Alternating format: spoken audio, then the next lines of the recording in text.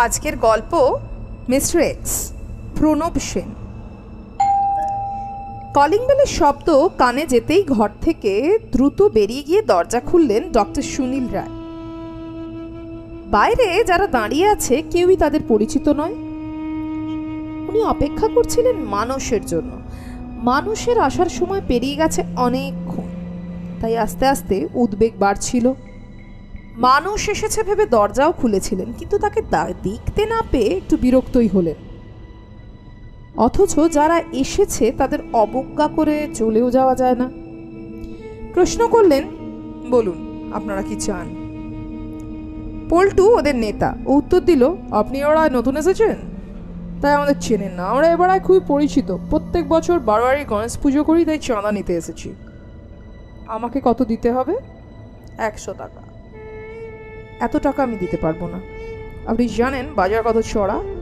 এই বাজারে পুজোর খরচ চালাতে এই টাকা না দিলে চলবে না। উনি এই অদ্ভুত যুক্তি শুনে অবাক হয়ে গেলেন। প্রশ্ন করলেন, তবে পুজোর খরচ কমাবার চেষ্টা করছেন না কেন? নীলুর মুখ দিয়ে বেরিয়ে গেল তার উত্তর, জ্ঞান না দিয়ে 100 টাকা ছাড়ুন। এখানে না সময় নষ্ট করতে চাই না, আমার অনেক কাজ আছে। একবার তো বলেছি 100 টাকা দিতে পারবো না, তবু আপনারা দাঁড়িয়ে আছেন কেন? এভাবে কথা বলবেন না। এত টাকা দিয়ে ফ্ল্যাট কিনেছেন, অথচ আমরা টাকা চাইলে দিতে পারবেন না। এবার বোধ হয় ব্যাপারটা বিতণ্ডার দিকে চলে গেল। আমার টাকা দিয়ে কি করব আর না করব তার কৈফিয়ত কি আমি আপনাদের দেব? পল্টুর মেজাজ এবার একটু গরম হয়ে উঠল। চোখ রাঙিয়ে কথা বললে তার ফল কি হবে সেটা বোধহয় এখানের লোকজন সব জানে। এই কথাটা পল্টু কিন্তু এবার জানিয়ে দিল। বলল, এবার থাকতে হলে পাড়ার ছেলেদের আবদার রক্ষা করতে হবে। ভয় দেখিয়ে আমার কাছ থেকে আপনারা একটা টাকাও আদায় করতে পারবেন না। ঠিক আছে, আমরাও দেখছি আপনি টাকা দেন কি না। ওরা চলে যাবার পর উনি দরজা বন্ধ করে দিলেন। দিনকাল বড় খারাপ পড়েছে। গায়ের জোর দেখিয়ে মানুষকে অপদস্থ করে টাকা আদায় করার চেষ্টা চলছে চারদিকে। সকলেই প্রতিবাদ করতে ভয় পায়, কিন্তু ভয় পেলে চলবে না। মানুষের এই ভয় আছে বলেই সমাজ বিরোধীরা মাথা চাড়া দিয়ে ওঠে। বারোয়ারি গণেশ পুজো করতে কে বলেছে? পুজো করার আসল লক্ষ্য কি এইটাই? মূল লক্ষ্য কি টাকা আদায় করা?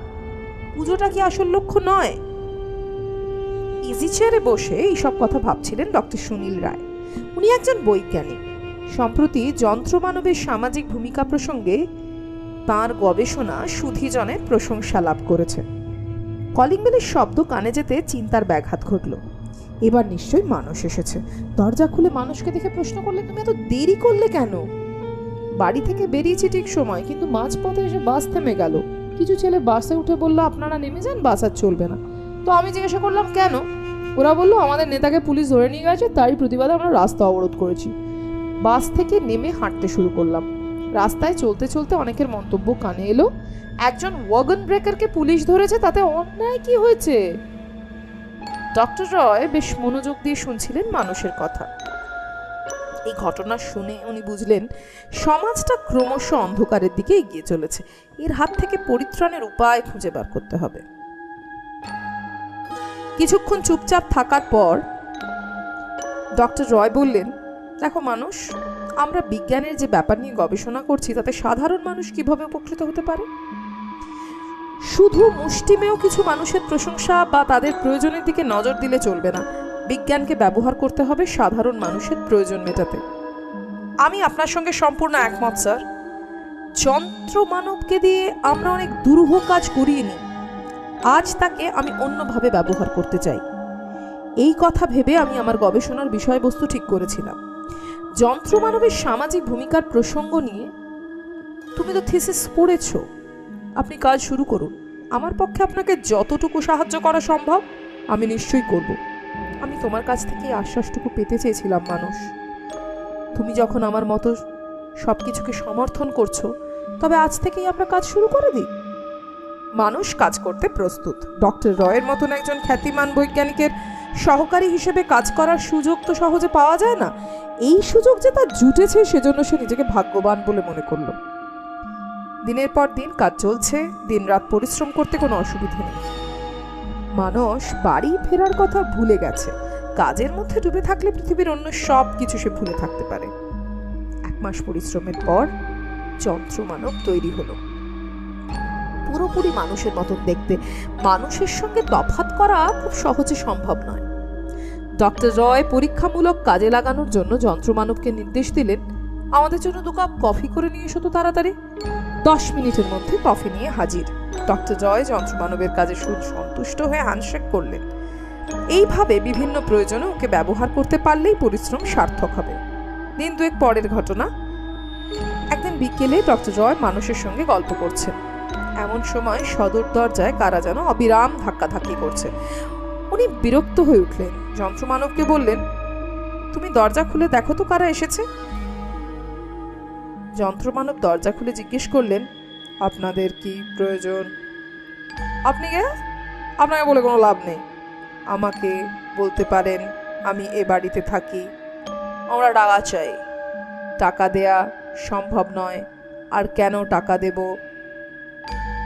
ওরা কয়েকজন জোর করে ঘরের ভেতর ঢোকার চেষ্টা করতেই যন্ত্রমানব দরজা আগলে দাঁড়িয়ে গম্ভীর গলায় বলল, জোর দেখিয়ে কোনো লাভ নেই।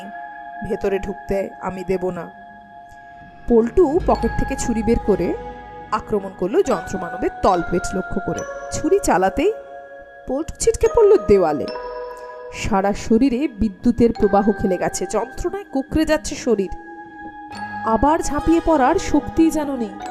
পল্টুর অবস্থা দেখে দলের অন্য 4 জন কিছুটা থমকে গিয়ে একসঙ্গে এগিয়ে গেল যন্ত্রমানবকে আক্রমণ করতে। একজন মুখে ঘুষি মেরে যন্ত্রণায় আর্তনাদ করে উঠল।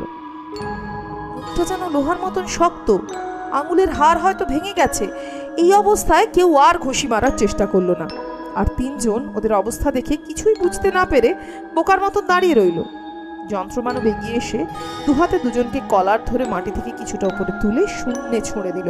সিঁড়ির শেষ ধাপে এসে পড়েছে, পায়ে চোট লেগেছে। উঠে দাঁড়াতে গিয়ে পায়ে ভর দিতে পারছে না ঠিক মতো। বাকি একজনকে তীব্র ঘুষি চালাতেই সিঁড়ি দিয়ে গড়িয়ে পড়তে শুরু করলো। এই অবস্থায় সকলেই ভয় পেয়ে গেছে।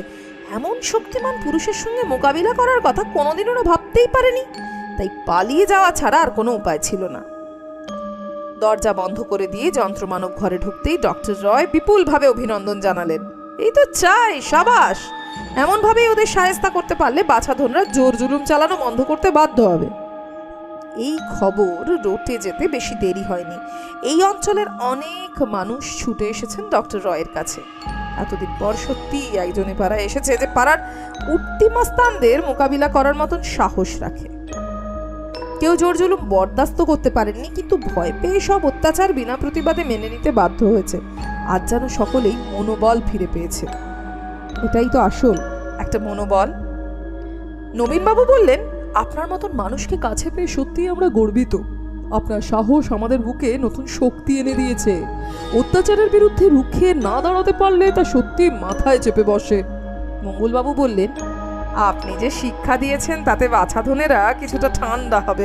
সারা বছর ধরে শুধু টাকা দাও আর দুর্গাপুজো, কালী পুজো, সরস্বতী পুজো, এমনকি এখন গণেশ পুজো শুরু করেছে। টাকা না দিলে ভয় দেখায়। সকলের অভিনন্দনের উত্তরে ডক্টর রয় যন্ত্রমানবকে দেখিয়ে বললেন, আমাকে ধন্যবাদ না জানিয়ে ওকে আপনারা অভিনন্দন জানান। সকলে ওকে ঘিরে অনেক প্রশংসার কথা উচ্চারণ করলেন।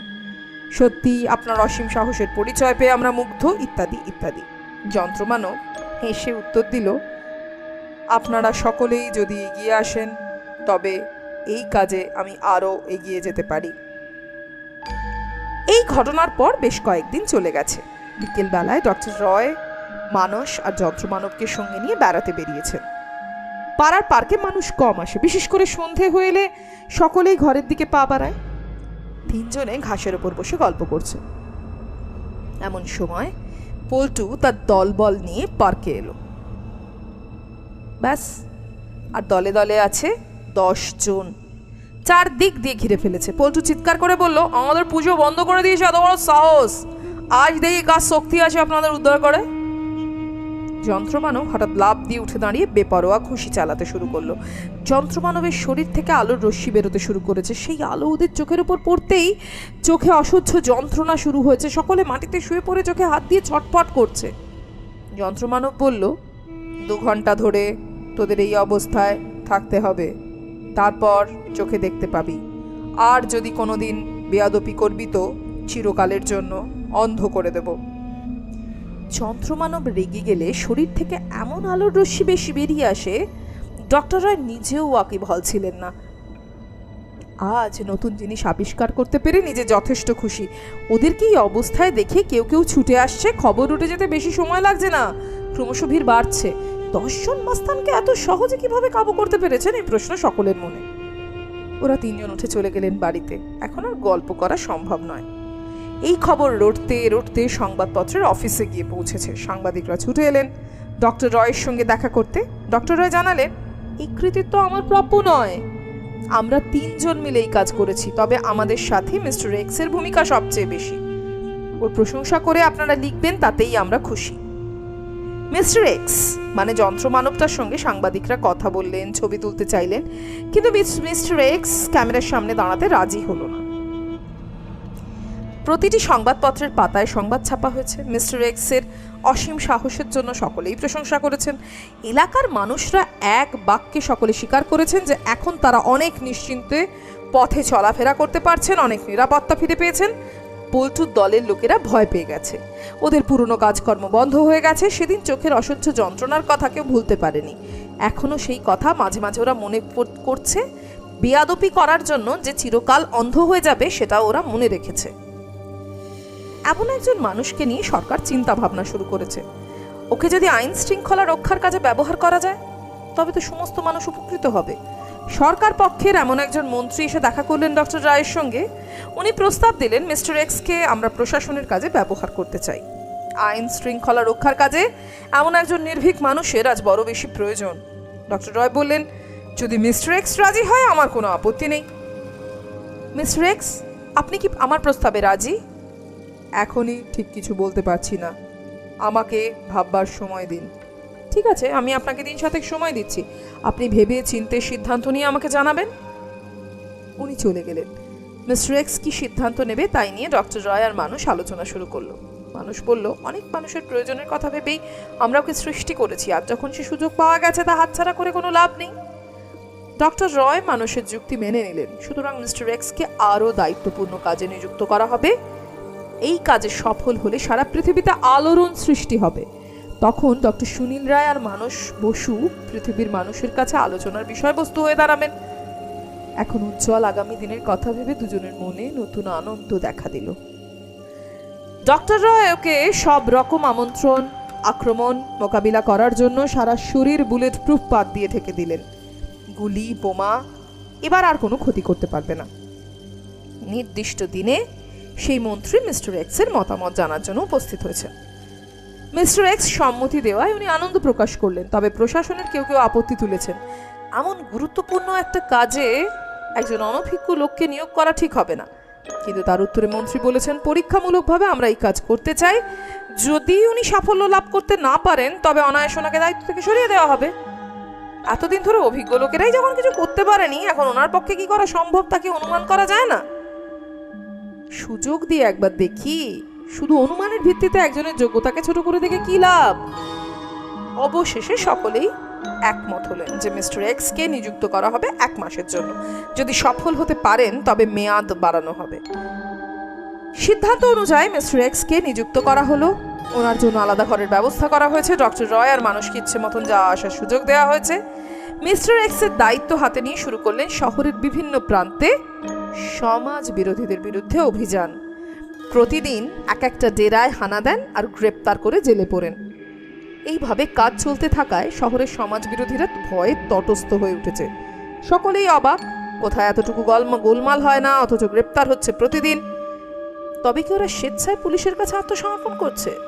সুস্থভাবে বেঁচে থাকার জন্য এই পথ বেছে নিয়েছে? মানুষ যেমন খুশি ভাবুক, আসলে ব্যাপারটা অন্যরকম। মিস্টার এক্সের অতর্কিত আক্রমণে সবাই ভ্যাবাচাকা খেয়ে যায়। প্রতিরোধ করতে এগিয়ে এলে মিস্টার এক্সের শরীর থেকে এক ধরনের জোরালো রশ্মি বেরিয়ে আসে। প্রতিপক্ষের শরীর সব শক্তি শুষে নেয়।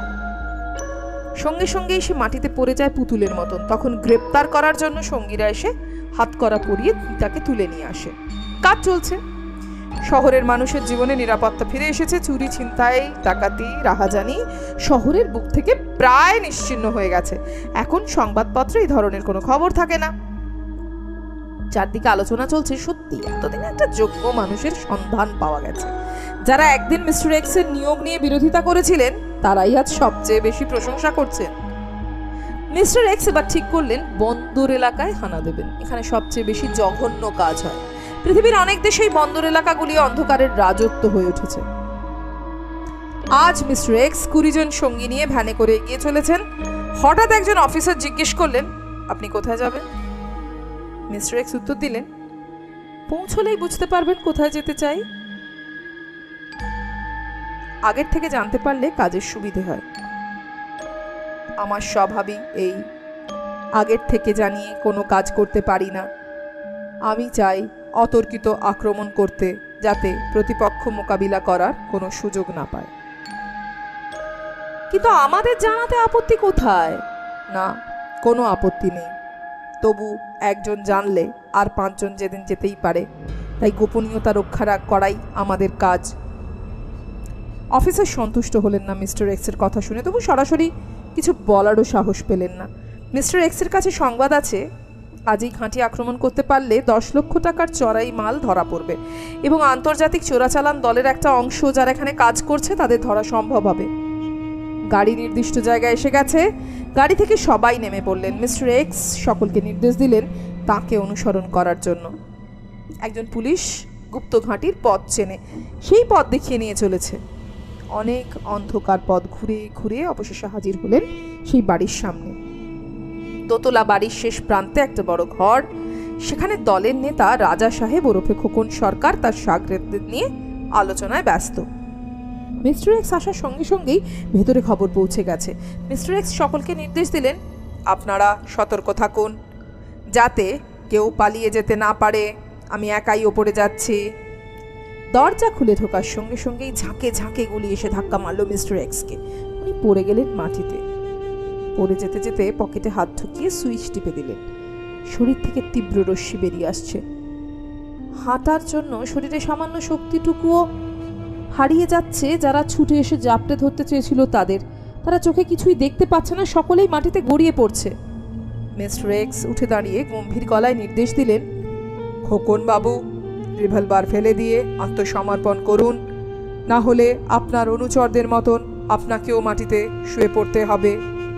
সকলের দিকে তাকিয়ে খোকন বুঝতে পারছে না এতগুলো শক্তিমান মানুষগুলো কেমন করে অসহায় হয়ে মাটিতে শুয়ে পড়লো, অথচ এদের নিয়ে কত কাজ হাসিল করেছে খোকন। পুলিশের চোখে ফাঁকি দিয়ে কাজ করেছে দিনের পর দিন। খোকন পালাতে চায়, কিন্তু দরজা মাত্র একটাই, আর সেই দিকেই দাঁড়িয়ে আছেন মিস্টার এক্স। গুলি চালাতে চালাতে পালিয়ে যাওয়ার কথা মনে হতেই খোকন মিস্টার এক্সকে লক্ষ্য করে গুলি চালালো। বুকে লেগে গুলিটা মাটিতে পড়তে দেখেই খোকন অবাক হয়ে গেছে।